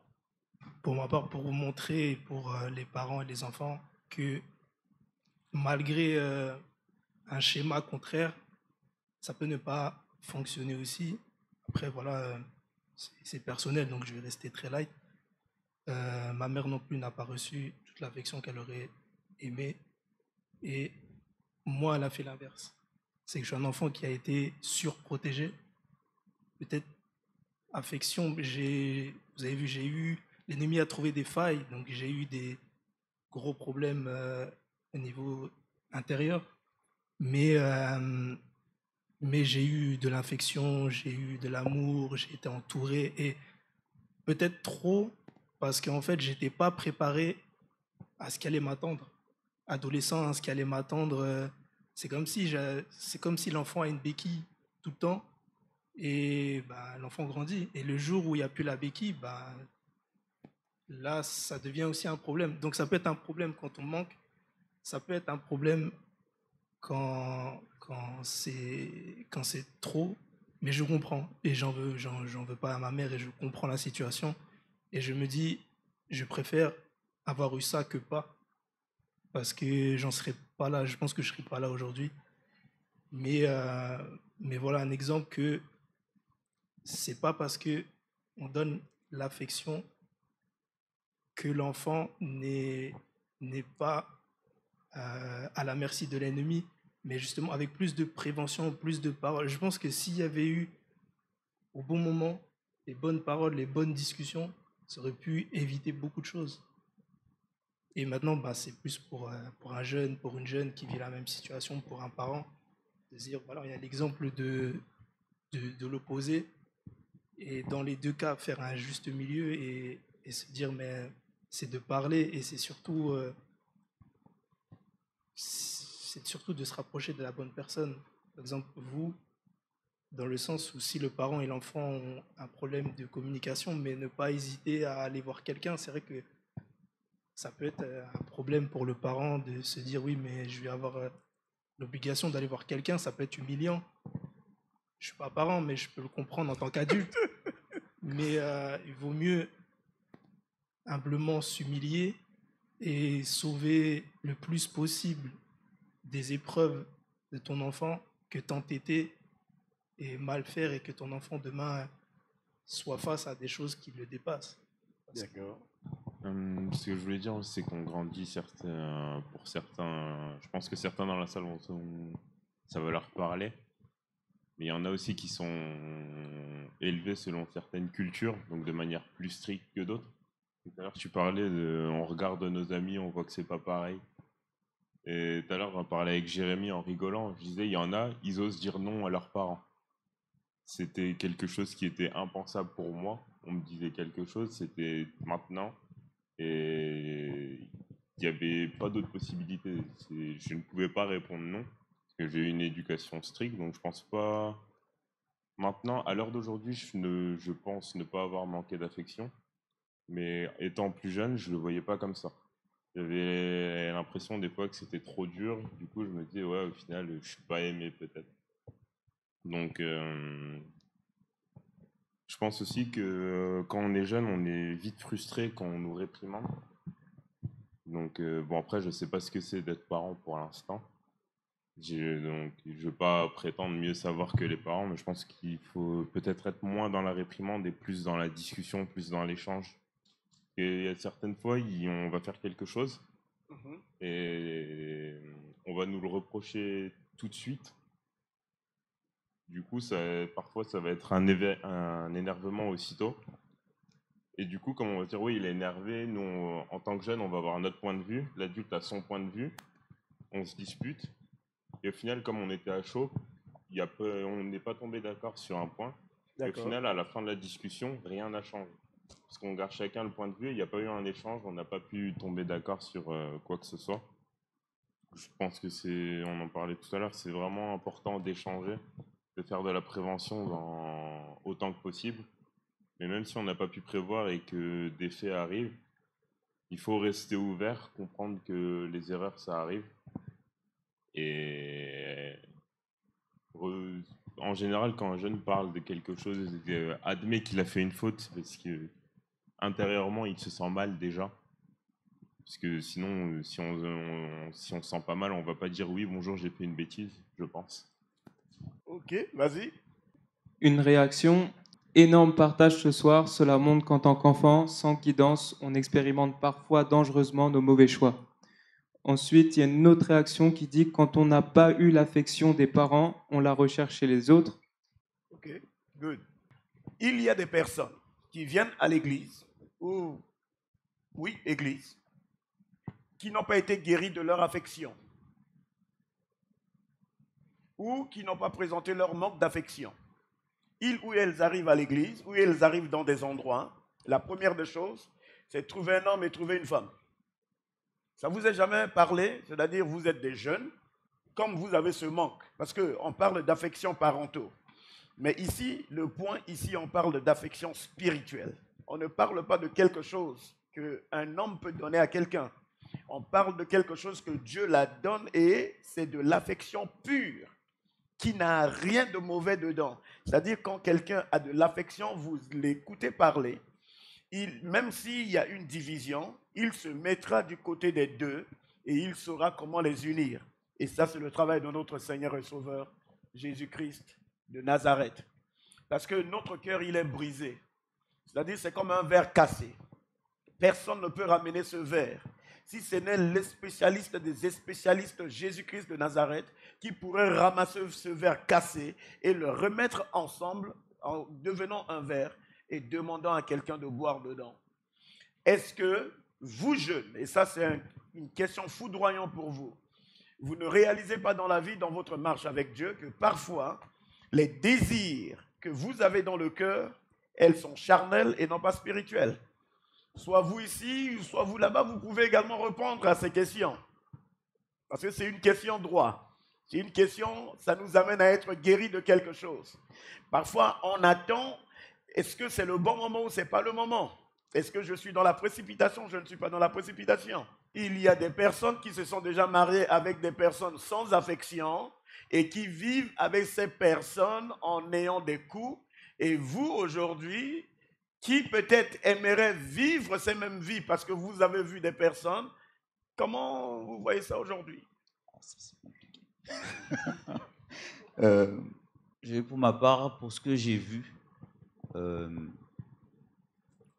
suis arrivé à un moment où j'ai eu deux étapes, à me dire de ce que je vois et de ce sujet d'affection sur lequel on met maintenant le point, parce faut déjà en avoir conscience de notre état. Et quand on se rend compte de ce qu'on voit dans nos familles ou autour de nous, la première réaction, on a très peur. Et on se dit, ben, wow, dans quoi est-ce que je suis? On a même se dire, je ne veux rien faire. Je vais tout arrêter dans ma vie. Parce que quand je me rends compte du danger que c'est, pour ma part, je vois les erreurs que j'ai pu commettre dans le passé en pensant que oui, ben, on va grandir, faut se marier, on va avoir des enfants, on va essayer de construire une famille. Mais quand on se rend compte que le mal-être qu'on a à l'intérieur n'est pas guéri, ou qu'on pensait... On va voir le thérapeute ou le psychologiste. On se dit, ouais, mais quel dégât, quoi. Quel dégât qu'il y a à l'intérieur et quel dégât que je vais apporter dans la vie de quelqu'un. Quelle catastrophe. En gros, on va détruire quelqu'un d'autre. Quand on prend vraiment conscience de ça, on se dit, mais quelle destruction que je vais provoquer dans la vie de quelqu'un en amenant ma propre douleur. Non, mais la personne va utiliser la Bible tous les jours. Ah ben, elle va finir par céder, hein, parce que si tu es malade, tu es malade. Donc, non, mais est-ce qu'aujourd'hui, on peut dire à quelqu'un on est malade? Il faut avoir l'humilité de le dire. En gros. Mais voilà, donc... C'est simplement avoir l'humilité de reconnaître son état et de se dire, voici ce que je suis, en gros. Quelqu'un d'autre? Par rapport au manque d'affection, l'une des conséquences, tu as parlé de personnes qui viennent dans l'église où le manque d'affection n'est pas encore réglé, où le manque d'affection n'a pas encore été guéri. Dimanche, la prédication était sur l'orgueil. Ça, par exemple, c'est un des symptômes de manque d'affection qui n'est pas encore guéri. Parce que si moi-même j'ai manqué d'affection, je vais vouloir peut-être être celle qui est la plus vue, être celle qui est la meilleure. Quelqu'un va venir vers toi et te dire, ah Rosie, je te vois mieux avec celui-là. Et toi, je te vois mieux avec cette sœur-là. C'est-à-dire, je vous vois compléter l'affection ensemble. Par quelle révélation? Ah, ok, d'accord, ok. Non, je comprends, hein, je comprends qu'on puisse penser de cette manière, mais là, c'est emmener le monde dans l'église. C'est le monde où on réfléchit comme ça, où une copine va voir quelqu'un, il va dire « Ah, bah vous, je vous verrai bien ensemble ».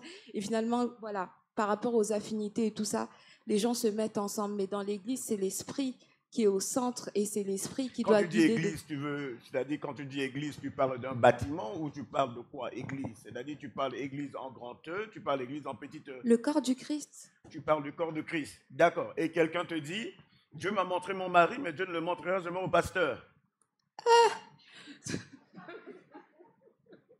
C'est quel genre c'est quel genre de révélation, quel genre de théologie, de doctrine? Quand Dieu fait les choses, il les fait jamais cachées ou dans les ténèbres. Le mariage, c'est quelque chose qui est béni, c'est quelque chose que Dieu aime. Donc pourquoi le Dieu va montrer qu'à toi, comme c'était qu'un secret entre toi et lui? Non, voilà, ce sera révélé. D'accord, tu parles de l'église révélation. Ça existe aujourd'hui au XXIe siècle, l'église révélation. Dieu est le même hier, aujourd'hui, éternellement. D'accord, ok, d'accord. C'est bien de comprendre ça chez vous les jeunes. Parce que ce n'est pas tous les jeunes qui pensent comme ça. Mais je comprends aussi. Mais maintenant, tu as un jeune qui dit Dieu m'a révélé. Ça, c'est ça. Et que tu essaies de l'aider, il te dit non. C'est ça. C'est normal parce que ce jeune-là a ce manque d'affection en lui qu'il a besoin de combler avec quelque chose. Dans sa tête, il se dit, par exemple, le manque d'affection, c'est beaucoup de choses. On a compris avec ce sujet, on a compris que le manque d'affection, il y a beaucoup de choses qui sont dedans. Cette personne, peut-être, elle a besoin d'affection comme moi, peut-être avec mes chats. Tu vois, moi je trouvais cette affection chez mes chats. Et ben cette personne se dit, par exemple, si c'est une sœur, j'ai besoin d'un homme dans ma vie, j'ai besoin de contact physique, j'ai besoin de quelqu'un qui me fait des câlins, j'ai besoin d'avoir des rapports physiques. J'ai besoin de tous les sites possibles et puis mettre toutes mes belles photos en quoi? C'est comment? En profil. Non, pas en profil. Il faut que la photo soit vraiment comme un Halle Berry. Il faut que vraiment ça soit comme un Beyoncé. Wow. Il faut que la photo soit classe. Quelqu'un a posé une question. Si nous avons un manque d'affection, est-ce qu'on peut la trouver chez quelqu'un? La réponse est non. La Bible le dit bien, quand le Seigneur sortait des eaux de baptême, la Bible le dit, et je le répète, celui-ci est mon fils bien-aimé, en qui j'ai mis toute mon affection.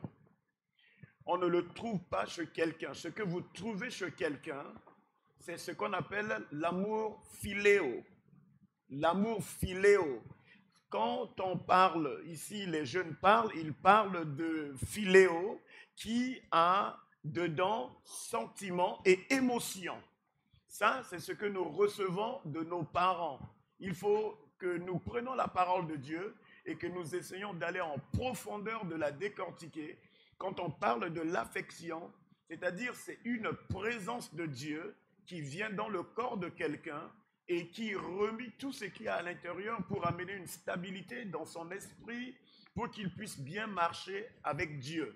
C'est-à-dire c'est quelque chose d'extraordinaire quand vous voyez le Seigneur Jésus dans sa marche et le baptême du Saint-Esprit dans la vie des disciples, c'était au-delà de agapé, c'est-à-dire c'est quelque chose d'extraordinaire. Et quand tu cherches l'affection sur l'homme, c'est que déjà, tu dis, quand on est en carence, maintenant, pourquoi je suis en carence? C'est la question que tu dois te poser. Pourquoi je suis à ce niveau? Pourquoi il me manque cela? Il faut maintenant que tu fais les 360 degrés de ta vie, de te poser des bonnes questions. Est-ce que j'ai commis des choses, j'ai fait des erreurs ailleurs, ou cela a créé un vide en moi?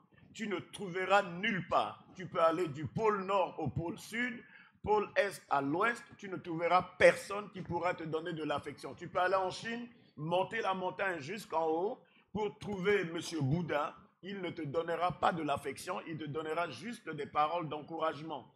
Mais à la fin, tu resteras tel que tu es. Il y a une seule personne qui est venue et qui est montée sur la croix. Et l'affection que lui, il donne, nul dans le monde entier ne peut te la donner. Même celui qui peut t'envoyer tous les cœurs du monde entier, celui qui peut t'envoyer tous les bons textos du monde entier, ce n'est que des choses passagères. Parce qu'il dit dans sa parole, le ciel et la terre passeront.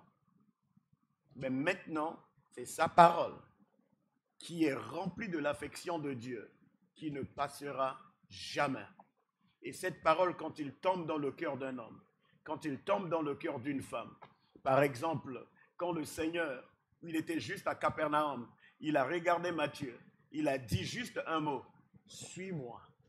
C'est-à-dire c'était une parole remplie d'affection, une évangélisation simple et claire, et Matthieu l'a suivi, et Matthieu est devenu un apôtre. L'affection de Dieu ne te garde pas à un niveau stagné. L'affection que Dieu donne t'amène à des dimensions, non pas juste des dons, même des dimensions de ministère. Ça t'amène dans des dimensions où même quand les gens te voient, ils se disent, on a besoin de ce qui est en toi. Les gens seront jaloux de toi, jaloux de comment tu marches avec Dieu, ils te poseront des questions profondes. Et c'est de cette affection-là que nous parlons. Nous ne parlons pas de quelque chose que tu vas aller acheter à Carrefour, que tu vas acheter à Grand Frère, que tu vas acheter à Leclerc. Ça, il y a des hommes et des femmes dans le monde qui s'appellent Leclerc, Carrefour, Grand Frère. Ils s'appellent même Asos. Ils ont tout leur site d'internet que vous pouvez aller visiter. Même les gens qui ont visité les sites pornographiques, ils n'ont pas trouvé ce qu'eux, ils cherchaient. Même les gens qui ont été dans la masturbation, ils n'ont pas trouvé. Des femmes qui étaient dans la prostitution, ils n'ont pas trouvé. Même des hommes qui ont quitté la Russie pour aller en Australie, mariés en Australie, amenés en Russie, ou des gens qui ont quitté les États-Unis, aller en Australie, ou aller en Afrique, ou aller en Chine, mariés. Tout ça, c'est des choses de la terre. L'affection que l'homme et la femme te donnent, il a sa fin. Mais l'affection que Dieu donne, elle est éternelle. Ça ne change point. Parce que, comme la sœur venait de dire, il est le même, hier, aujourd'hui et éternellement. Et c'est de l'affection extraordinaire. Et c'est ce que nous parlons. Nous pouvons nous cacher derrière une image, nous pouvons nous cacher derrière la théologie, nous pouvons nous cacher derrière la Bible. Mais la Bible dit l'écriture tue, mais l'esprit vivifie. Cette vie qui est dans vivifier, c'est de l'affection de Dieu. Ça transforme, ça change et ça modèle. Une autre question? Ce n'est pas vraiment une question, mais c'était surtout par rapport au point de manque d'affection et de penser que c'est par quelqu'un ou par le mariage ou par un copain ou une copine qu'on va trouver l'affection. Mais le manque d'affection au fait de deux personnes qui s'unissent n'apporte que la destruction de l'un et l'autre, et surtout des enfants. Donc, pour moi, il est très important, et je rends grâce à Dieu pour ce sujet, parce que c'est important de savoir qu'on a un manque d'affection, et que si on va penser que aimer quelqu'un ou être avec quelqu'un va nous permettre d'être guéris, c'est absolument faux. Parce que, au contraire, par notre manque d'affection, on va infecter l'autre personne. On va attendre plus de lui, alors que lui-même, il ne peut pas nous donner ce qu'il n'a pas, et nous, on ne peut pas lui donner ce que nous n'avons pas. Donc, c'est un petit peu ça. Merci. Mais il y a aussi ce qu'on appelle les langages affectionnés qui ont leurs 16 ans. Quelqu'un pourrait parler à des gens, sachant qu'il y a de l'affection, mais derrière, il n'y a pas de l'affection. C'est détruisant. Une autre? Oui, ici. En fait, c'est plus une contribution parce que c'est vrai qu'il y a un sujet qu'elle a dit, Rosie, et c'est vrai que je suis assise là et ça tourne dans ma tête en me disant, quand les parents idéalisent leur enfant à l'église, c'est un danger, c'est une pourriture, c'est une destruction pour l'église.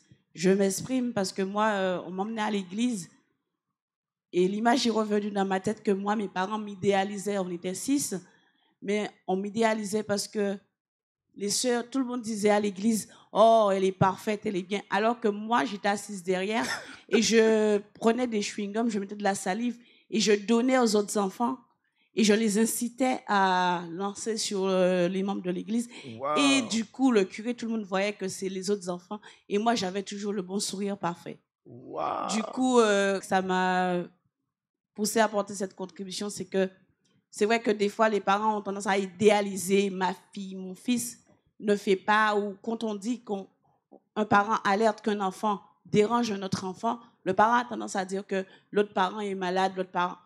Non, il faut des fois observer son enfant et faire attention parce qu'on peut détruire l'église avec ça. Très bien, very good.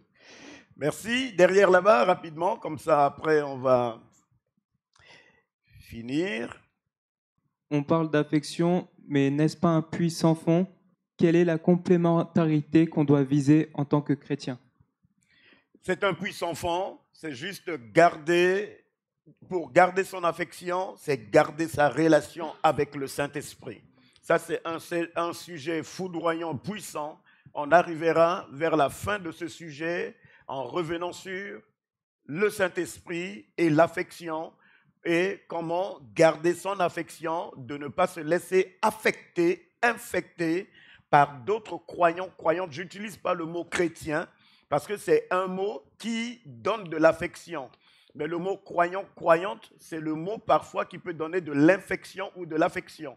Selon vous, quel est l'âge auquel on devrait évoquer ce type de sujet à nos enfants tout en ayant l'équilibre pour ne pas en dire trop et ne pas en dire peu? Du moment que je crois en Dieu, cela devient un sujet familial. Ce n'est pas un sujet personnel. À moins que je suis un jeune dans ma famille qui a cru en Dieu et que ma famille, les autres dans ma famille n'ont pas cru en Dieu. Mais du moment que je suis dans une famille, je dois développer cette mentalité que moi je reçois à l'église avec ma famille pour éviter à ce que l'ennemi puisse amener un décalage dans la famille. Il y a beaucoup de familles, parfois tu vas voir l'enfant, il est à l'école spirituelle, peut-être spirituellement, l'enfant il est au CM1, les parents sont en 5e. Parce que c'est la faute des parents qui ont lâché leurs enfants et maintenant les enfants, ils sont en train de tirer les enfants. Non, si on veut prier, on veut jeûner, même si le gamin, il est encore très jeune, c'est de lui expliquer, écoute, nous on jeûne comme ça, on fait comme ça, aujourd'hui on ne va pas manger du matin au soir, tu vas voir, on va te donner à manger. C'est d'amener l'enfant le plus rapidement possible dans ce que vous êtes en train de faire pour éviter à ce que l'ennemi puisse tirer l'enfant et la diviser de vous. C'est comme on a entendu les enfants, ils vont à l'église, mais ils sont divisés de leurs parents. Ils ne sont pas égaux avec leurs parents. Et c'est le grand danger. Si vous priez ensemble, amenez les enfants à prier. Si vous priez à 5 heures du matin, levez les enfants, essayez de leur apprendre. On va prier à 5 heures du matin, amenez les enfants. Du moment que tu crées un décalage, tu paieras les conséquences de ce décalage plus tard. Tu verras les enfants loin, tu parles chinois. C'est comme si quand tu dis Dieu, les enfants, ils t'entendent dire pain, parce qu'ils n'ont même pas d'importance dans ton Dieu. Donc, il est très, très important. Écoute, vous arrivez par exemple à la maison pour manger. Les enfants, j'aimerais juste vous partager rapidement ce que j'ai écouté aujourd'hui à l'église. Même si les enfants n'ont pas été à l'église, tu n'as pas besoin d'imposer aux enfants de venir. Dis à tes enfants, si tu veux venir avec moi, tu viens. Si tu ne veux pas, reste. La Bible dit Dieu est omniscient, omnipotent. Ce n'est pas parce que l'enfant est resté à la maison que l'enfant est païen. Ce n'est pas parce que l'enfant est resté à la maison, il est inconverti. C'est à toi maintenant de développer ta foi, de dire Seigneur, malgré mon enfant à la maison, je prie que tu le touches, je prie que tu le visites, je prie que tu le remplis. Je te demande maintenant de le protéger. Là, Dieu maintenant, dans son omniscience, dans sa toute puissance, maintenant va regarder la foi de ce papa ou de ce maman et maintenant il va dire non. Là, maintenant, j'ai vu mon fils ou ma fille comprendre ce qu'on appelle la foi. Mais c'est arrivé au XXIe siècle que vous imposez l'Église aux enfants, que vous imposez la spiritualité aux enfants. C'est parce que vous n'avez pas la foi. Si vous avez la foi, vous n'imposez pas la spiritualité. Vous n'imposez rien. Ça coule. Jésus-Christ de Nazareth, notre Seigneur et Sauveur, n'a même pas imposé à sa famille l'Église, n'a même pas imposé à sa famille la spiritualité. Si quelqu'un impose la spiritualité à sa famille, tu es dans la religion, tu n'es pas dans le christianisme. Parce que le christianisme, le moteur du christianisme, c'est le Saint-Esprit. Mais le moteur de la religion, c'est la chair. Si je peux contribuer j'ai travaillé dans le médico-social pendant un certain temps. Et j'ai vécu une expérience qui m'a beaucoup touchée avec un enfant. Donc, c'était dans une maternelle avec un enfant qui avait entre 4 et 5 ans. Et cet enfant-là vivait donc avec ses parents. Et moi, au départ, je ne comprenais pas. Je voyais cet enfant arriver tous les jours à l'école. Et parfois, pendant que les autres s'amusaient et apprenaient, cet enfant, c'était une petite fille, se mettait à pleurer. Mais vraiment des pleurs de douleur. Normalement, un enfant de cet âge-là, entre 4 à 5 ans, quand il pleure, il ouvre la bouche, il fait sortir la douleur par le son qui sort de sa bouche. Mais cet enfant-là pleurait dans le silence. Vous savez, comme les larmes vraiment d'un adulte qui coule. Il y avait une douleur. Quand vous la voyez, on sentait que la douleur était tellement profonde que le son ne sortait même pas de sa bouche. Et c'est seulement après que j'ai su que ses parents étaient en train de vivre un divorce. Et je pense que c'est ça qui a emmené cet enfant. Et donc, du coup, par rapport à l'école, on l'a emmené voir un psychologue qui a posé son diagnostic. Et c'était la dépression.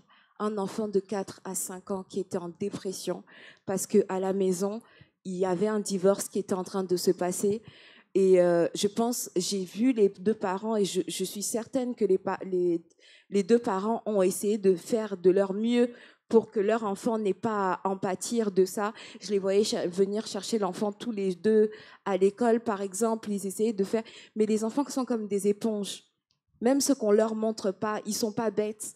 Même ce qu'on leur montre pas, ce qu'on essaye de leur cacher, les choses, l'atmosphère qui règne dans la maison, les enfants aspirent ça comme une éponge et cela a des réactions. Après, on comprend pas pourquoi l'enfant est violent, pourquoi l'enfant pleure, pourquoi l'enfant est renfermé, pourquoi l'enfant est ceci et cela.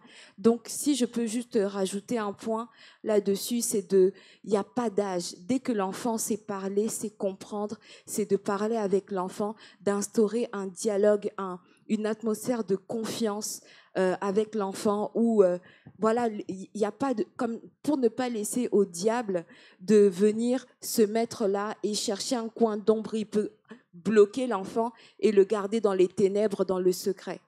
C'est juste ça. Good. Oui, Joanna.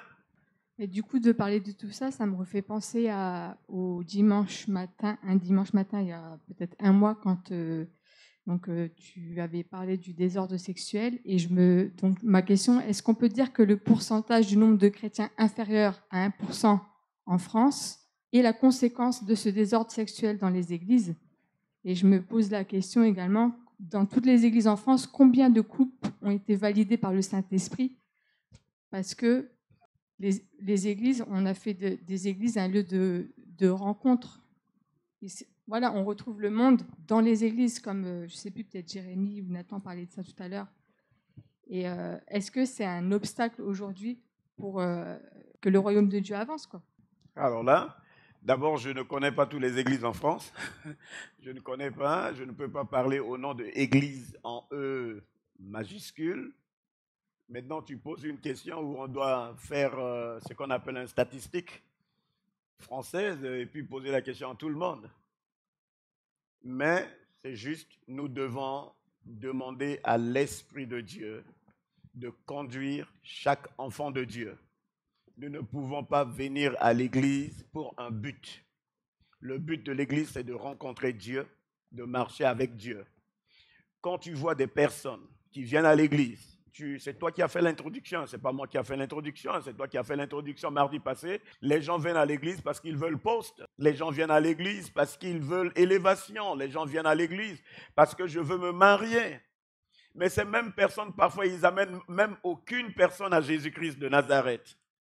L'objectif de l'église, c'est de multiplier le royaume des cieux.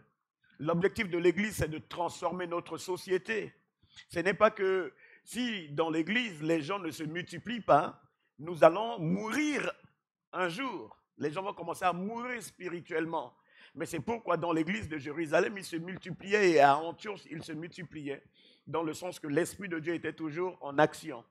Mon seul conseil que je donne à tout le monde, c'est de laisser l'Esprit de Dieu conduire l'église et non pas l'homme détecter ou déterminer ce que lui, il veut arriver. Très important.